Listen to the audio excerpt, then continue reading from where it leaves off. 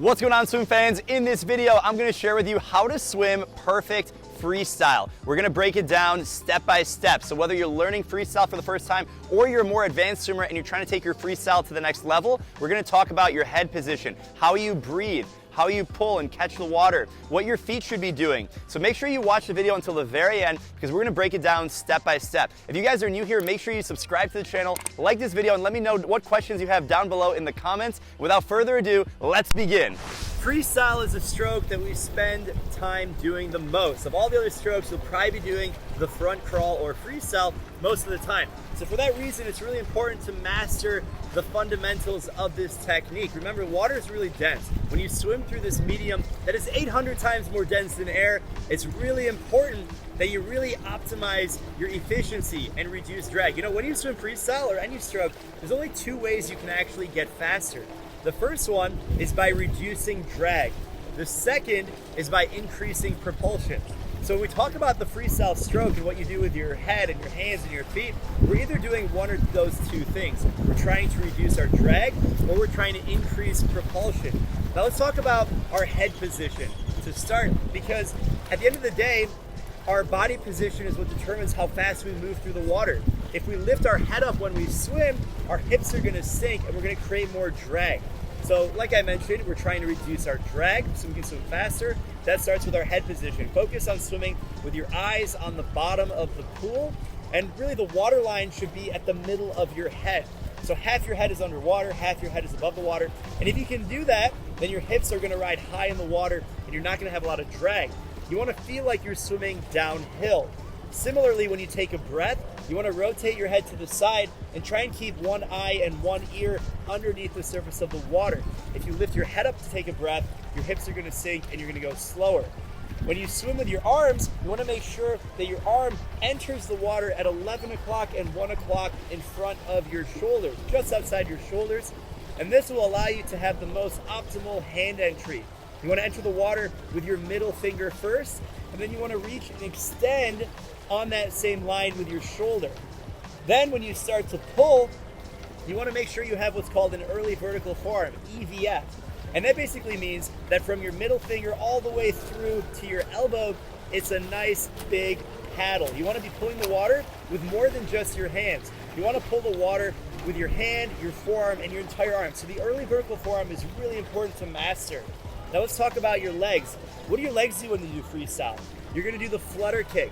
So your feet are going to be pointed, point your toes. Your legs are going to be relatively straight, minimal knee bend. You're going to be kicking short and fast using your hip flexors, your glutes, and your hamstrings. Keep your legs pretty straight, and the amplitude of your kick should be no more than half a meter in total size. Now the final thing I want to talk about with the freestyle stroke is make sure you have what's called rotational momentum. This means that your hips are rotating and your body's rotating side to side to maximize your distance per stroke. So after your hand hits the water and your fingertips extended through that water, you're gonna really try and stretch as far as you can to maximize your distance per stroke. So when we put that all together, we have a stroke that we call freestyle or front crawl that is the most efficient of all four competitive strokes. Let's give it a shot. Swimming is all about going with the flow, and there could be no better sponsor for today's video than Underwater Audio. Their waterproof music players allow you to listen to your favorite music, podcasts, or audiobooks while you swim. I got the chance to try out two of their music players, the Siren and the Delphin, and I've got to say, it's pretty cool. You can load music files onto the Siren and shuffle through them while you swim. It's super easy to use, and you can swim all four strokes without worrying about them falling out. The Delphin is touchscreen, and it's also compatible with Spotify, Pandora, Audible, and lots of other apps. You can load custom playlists without an internet connection. All you need to do is clip them to your goggle straps, and the waterproof swim butt headphones stay in place even through sprints and turns. You'll barely even feel them when you swim, you'll jam out to the music, and it'll be awesome. Underwater Audio is offering the MySwimPro community a 15% discount. All the details are linked down below in the description. Thanks again to Underwater Audio for sponsoring this video. When you're in the water, it's amazing how every muscle in our body is sending information to our brain at the same time. Our nervous system processes a massive amount of sensory data without any conscious work on our part. Just think about what it takes when you push off the wall in streamline and start your first stroke. All the muscles from your fingertips to your toes need to relay the right information at the right time so you can keep all your bones of your spine in alignment. Next, in order to start kicking in that position, you'll need to engage muscles in your core and legs at just the right timing to keep your forward momentum. When you break your streamline for the first stroke, your hand becomes connected with the water in order to create forward propulsion for the rest of your body.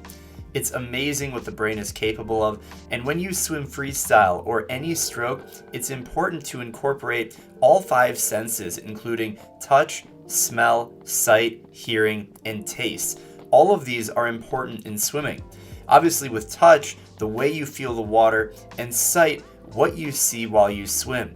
Then there's smell, the aroma of chlorine at the pool, lake, or ocean. Then there's hearing, the sound of your breath and when your hands gently enter the water. And of course, taste. Don't drink the water, but have the awareness that you're in the water, and by engaging all of your senses, you'll be able to better connect with the water and move through it more efficiently. Woo, freestyle! I hope you guys enjoyed this video on how to swim perfect freestyle. If you haven't checked out our other videos, how to swim butterfly, backstroke, or breaststroke, those will all be linked down below in the description. Also, if you haven't checked out the MySwimPro app, it's available for iOS and Android for free.